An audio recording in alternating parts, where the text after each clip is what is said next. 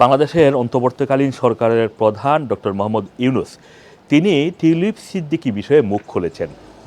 The Times যারা লাগাতার tulip সিদ্দিকীর বিরুদ্ধে সংবাদ প্রকাশ করে যাচ্ছে, সেই দ্য টাইমসের কাছে একটি সাক্ষাৎকার তিনি দিয়েছেন বাংলাদেশে তার রাষ্ট্রীয় বাসভবন যমুনাতে বসে, এবং সেখানে তিনি বলেছেন যে এটা সরাসরি ডাকাতি।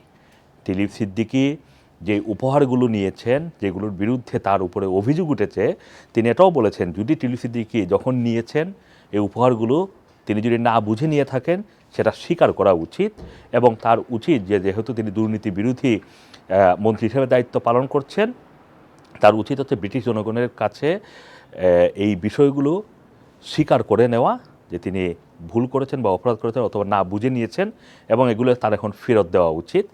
পাশাপাশি পদত্যাগ করাও উচিত বলে তিনি মন্তব্য করছেন। কিন্তু তিনি আবার এটাও বলেছেন যে পদত্যাগের বিষয়ে তিনি সরাসরি কোনো মন্তব্য করতে রাজি না, কারণ পদত্যাগের এই বিষয়টি তিনি মনে করেন যে এটি ব্রিটিশ সরকারের বিষয়।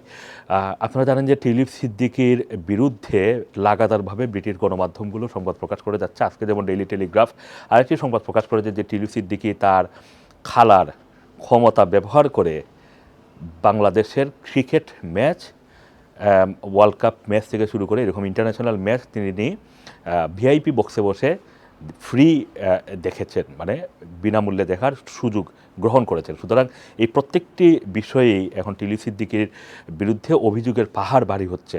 পাশাপাশি ব্রিটিশ প্রধানমন্ত্রী স্যার কিয়ার স্টারমারের উপরে এখন অভিযোগ চলে যাচ্ছে যে কেন তিনি টিউলিপ সিদ্দিকীকে এখন পর্যন্ত ব্যাকআপ দিয়ে যাচ্ছেন, এবং এটাও বলা হচ্ছে যে স্যার কিয়ার স্টারমারের নির্বাচনে আওয়ামী লীগের ব্রিটেন শাখার কর্মী যারা রয়েছেন তাদের অবদান ছিল, তাদের ফান্ড রেজিংয়ে তাদের অবদান ছিল। এরকম অনেক বিষয়গুলো কিন্তু এখন আস্তে আস্তে ব্রিটিশ গণমাধ্যমে প্রকাশ্যে চলে আসছে, এবং গতকালকে দ্য টাইমস আবার এটাও দাবি করছিল যে টিউলিপ সিদ্দিকীর বিকল্প হিসেবে 5 জনের কথা ভাবা হচ্ছে। তবে এখন পর্যন্ত টিউলিপ সিদ্দিকী নিজেও কোনো পদত্যাগের কথা বলছেন না।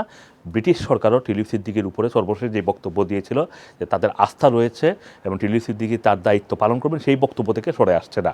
নতুন করে বাংলাদেশের অন্তর্বর্তীকালীন সরকার প্রধান ডক্টর মোহাম্মদ ইউনূস যেই বক্তব্যটি দিয়েছেন, সেই বক্তব্যটি এখন টিউলিপ সিদ্দিকীর দুর্নীতির সাথে জড়িয়ে পড়ার যে বিষয়গুলো সেটাকে নতুন করে একটি মানে কথা বলার খোরাক দিল ব্রিটিশ গণমাধ্যমকে। এদিকে টিউলিপ সিদ্দিকীকে নিয়ে ব্রিটিশ গণমাধ্যম যেমন অস্বস্তিতে রয়েছে, ঠিক তেমনভাবে ব্রিটিশ জনগণও অস্বস্তিতে রয়েছে। প্রতিটি সংবাদের নিচে হাজার হাজার কমেন্ট পড়ছে, এবং সেখানে বেশিরভাগ কমেন্টই টিউলিপ সিদ্দিকীর পদত্যাগের দাবি করছেন। অনেকেই বলছেন যে তাকে স্যাক করা হচ্ছে না কেন, মানে বরখাস্ত করা হচ্ছে না কেন, এই প্রশ্নগুলো কিন্তু উঠে এসেছে। সুতরাং টিউলিপ সিদ্দিকীর বর্তমানে যে অবস্থার মধ্যে পড়েছেন সেখান থেকে কিভাবে তিনি মানে নিজেকে একেবারে ট্রান্সপারেন্ট বা স্বচ্ছ প্রমাণ করে আবারও ব্রিটিশ রাজনীতিতে তার যে ভাবমূর্তি সেটা রক্ষা করতে পারবেন কিনা, এটা এখন কিন্তু অন্যতম একটি বড় প্রশ্ন।